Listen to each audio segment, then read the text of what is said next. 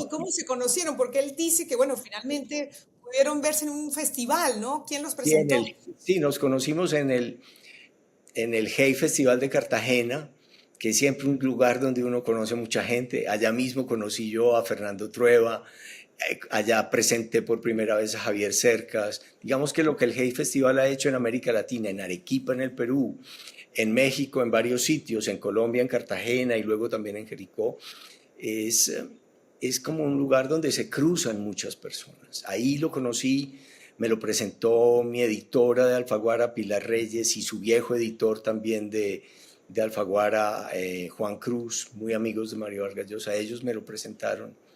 Y me acuerdo una noche en el club de pesca con él, comiendo y hablando. Y hablando, pues, para empezar de los libros de él, algo de los libros de uno, pero sobre todo como de las lecturas compartidas. Ahora hablabas, por ejemplo, de Onetti, me parece que lo Sí, que tenían una mencionaste. diferencia con Onetti, ¿no? A ti no te Y no, gustaba, pero a pues él sí. él me dijo, no, tienes que volverlo a leer, porque yo decía, no, yo creo que me aburre, yo creo que Onetti era muy distinto a Vargas Llosa. Incluso se burlaba de él, pero le dedicó un libro. Se burlaba de él en el sentido de que él decía, Onetti tenía caja de dientes, y él decía, yo tengo una dentadura perfecta, pero es que se la presté a Mario Vargas Llosa. Eh, eh, pero Onetti era lo contrario. Onetti estaba acostado en una cama tomando whisky todo el día. Y él no, digamos, no. Pero no es por eso que a mí no me gustaba, sino que tal vez porque me parecían sus libros un poco caóticamente alcohólicos. Pero después de que Mario Vargas Llosa me dijo, no, reléelo otra vez con más cuidado, pues yo volví a leerlo con más cuidado. Hay escritores que son difíciles de entrar en ellos, unos fáciles, digamos, leer a Víctor Hugo, Los Miserables, que es otro de los ídolos de Vargas Llosa, es fácil, pero leer a Onetti o a Conrad es mucho más complicado, pero cuando uno los logra leer y meterse en sus personajes, en esos seres mucho más oscuros, problemáticos, son fascinantes y bueno, para eso también tiene uno amigos más inteligentes que uno, para Que leerlos lo con guían en las cuidado. lecturas. Sí. Bueno, para nuestra audiencia, Juan Carlos Onetti es un escritor uruguayo que pues hace parte o hizo parte, ¿no? de ese boom, ¿no? Latinoamericano también, ¿no? O sea, un poco Sí, con su digamos un que poco ahí en el contemporáneo. boom, los canónicos del boom serían Cortázar, Julio Cortázar, que era el mayor, Gabriel García Márquez, mm, a veces entraba o no José Donoso, el chileno, Mario Vargas Llosa, que era el más joven de todos, eh, el, Carlos Fuentes. pero el pre-boom, Carlos Fuentes, por supuesto, y el pre-boom eran Borges, Onetti, Rulfo, eran digamos pero el boom arrastró a los anteriores e incluso su eco hizo que en el mundo se interesara más gente por la literatura latinoamericana. Eh, Fue muy bonito y en estos días lo recordaba Sergio Ramírez, como él era Vargas Llosa, el último sobreviviente, él decía, a mí me va a tocar apagar la luz y cerrar la puerta de este movimiento. Entonces eso Por hace ser el que, más joven.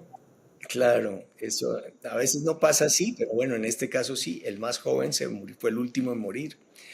Y, y sí, apagó la luz y cerró la puerta y el boom se termina, es algo que debemos recibir con cierta nostalgia, pero con muchísimo agradecimiento. Lo único que yo lamento del boom es que eran años bastante machistas y yo creo que varias mujeres se merecían haber estado en el boom latinoamericano. Por lo menos una con seguridad, Clarice Lispector, la gran escritora brasileña. Entonces, pero bueno, cada época tiene sus logros, sus luces y esta pequeña sombra, o no tan Claro, pequeña, pero y bueno, los tiempos grave. cambian y pues surgen escritores magníficos como es tu caso y bueno, muchos más latinoamericanos. Héctor, ¿tuviste la oportunidad antes de ese primer encuentro de agradecerle ese artículo a Mario Vargas Llosa? Yo no tenía el correo de él, era como inalcanzable. Por supuesto que se lo agradecía por dentro muchísimo. Después conocí a su asistente, Fiorella Battistini, y entonces ya empecé a escribirle a través de ella. Siempre yo le escribía a Fiorella, que fue su asistente muchos años, después tuvo una asistente argentina, porque él no, que yo sepa, creo que no, él no abría el correo, el email, sino que él escribía las cartas y luego su asistente las metía, pues las escribía en el computador y el asistente las metía al correo electrónico. Había pues como un pequeño filtro siempre, pero no, el primer artículo yo no tuve cómo agradecérselo, no sabía cómo llegarle. O sea que fue en ese primer encuentro en el club de pesca en Cartagena, que además relata él que mientras comía arroz con coco veía a los ratones en el muelle. Cuenta él. Como, aparte de ser un hombre disciplinado, como lo describes, un hombre generoso en términos de apoyar, ¿no?, a nuevos escritores, un hombre que se enfocaba más bien en el futuro y que el pasado, bueno, quedaba atrás. ¿Cómo más recuerdas a Mario Vargas Llosa? No solamente en lo literario, ya nos has hablado de eso, en lo personal, Héctor. Bueno, yo nunca fui un amigo íntimo de él. Yo nunca le pregunté a él, qué sé yo, por qué uno de sus hijos había dejado de hablarle. Pues yo sabía el motivo, pero no teníamos la intimidad como para hablar de con quién se hablaba o con quién no. Nada más. Cuéntanos por qué un hijo dejó de hablarle. Bueno, pues por el problema que tuvo con Patricia y por haberse ido con, con esta Isabel señora. Presley. Ujú. Ajá, pero bueno, me imagino que harían las paces mucho después. Digamos que no era una amistad que incluyera ese tipo de intimidades, ni yo me iba a meter en su vida íntima.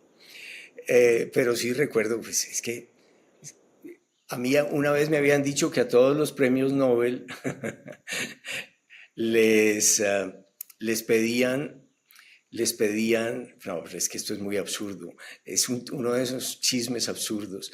Les Cuéntanos, pedían cuéntanos. una donación genética, es decir, una donación de semen para mantener a los premios Nobel la posibilidad de reproducirlos. Pero esto más bien se lo pregunté como charla y me dijo que no, que obviamente eso era mentira. Eso era mentira. Y se reía.